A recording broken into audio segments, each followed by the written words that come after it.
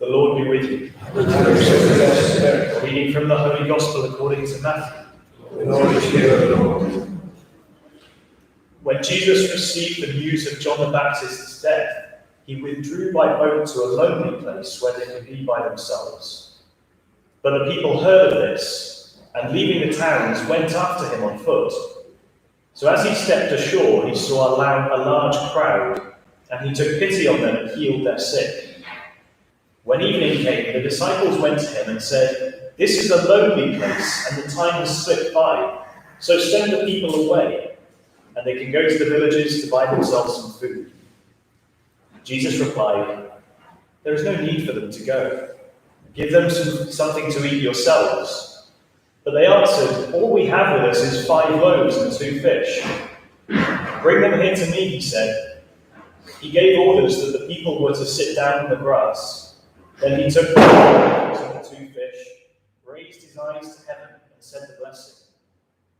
And breaking the loaves, he handed them to his disciples, who gave them to the crowds. They all ate as much as they wanted, and they collected the scraps remaining, 12 baskets full. Those who ate numbered about 5,000 men, to say nothing of women and children.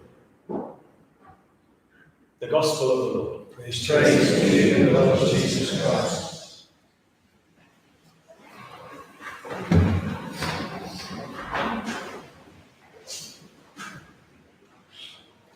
Apologies for the lack of a microphone today. It went off just as I rang the bell. It's going fast as the classic timing. I was walking through Tenby the other day. I've had a friend visiting me this week who's a priest. Someone met him while he was here. He's just been ordained 2 weeks ago. And we were walking through with our fish and chips. And the man said to us, "You're off to feed the 5,000 with those."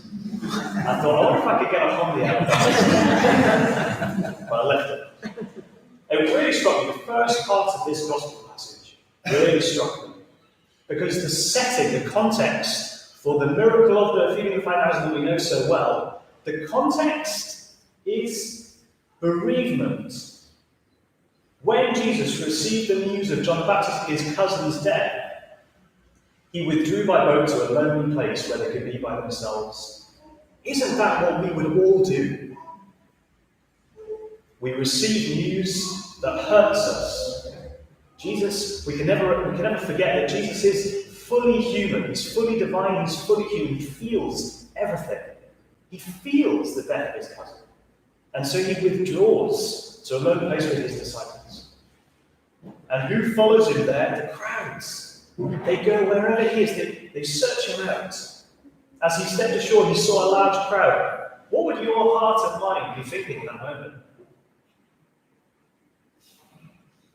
If any moment was the permission for Jesus to say, "Look, just give me a day," this was it, surely.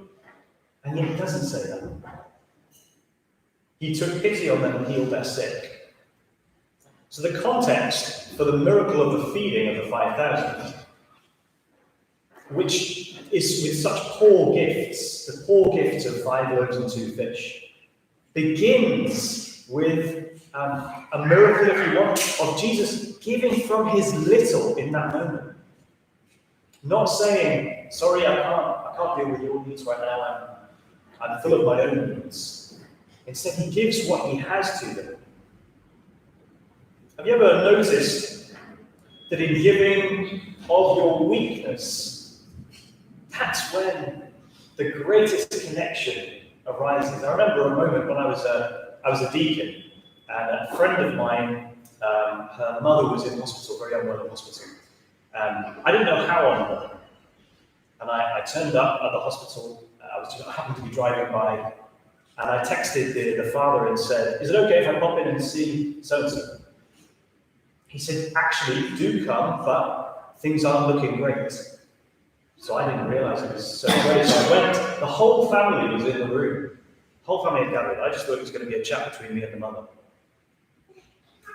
I felt in that moment so nothing, so weak, so kind of empty of anything helpful to say, or because you can't say anything that's going to fix that. So I left that room thinking, "Lord, I don't know what that was about. I just felt so empty there." And yet to the family, they were so grateful. They were so grateful when I come. And on my part, I could see nothing that they could be grateful for.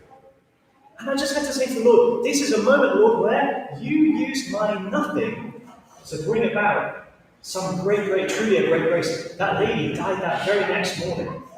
It was such a blessed visit. And so for the disciples who are using the logic that you and I would use, the logic of, well, we've got this much, we need to be careful because we need this food, that's not the logic of Jesus Christ. And the way he teaches them a different logic is by doing it himself. Before wherever he teaches, he does. He's the teacher who teaches by his actions. And his actions say, I was bereaved, I was kind of looking for a bit of time to myself. The crowd comes and I give myself to them. And so now you do the same, he says to the disciples. Give your little away, and it will become so much. Where are those moments in our life where we're not giving? Where are those moments in my life where I add up human logic, I add up the equation and I see, okay, I can't do that, I can't give. I can't give to that need, or I can't be generous here. And yet one of the saints used to like to say, 2 plus 2 is 4. 2 plus 2 plus God is an innumerable number. And so whatever it is that we're thinking, I'm not enough. I'm not enough to give myself to that situation. I'm not enough to be generous here. I can't give, or we can't give as a family, as a couple. We can't give. With God we can do all things. If we entrust that into the hands of Jesus Christ. So today is a truly beautiful miracle, the context of which shows us what he was trying to do. We have such little resources, but placed in the hands of Jesus Christ in our prayer, it becomes infinite. So in this Holy Mass, let's entrust to him whatever it is that we're struggling with at the moment, where we're struggling to give perhaps, or we're struggling to let go maybe. Let's put it in his hands and know that it becomes some great treasure.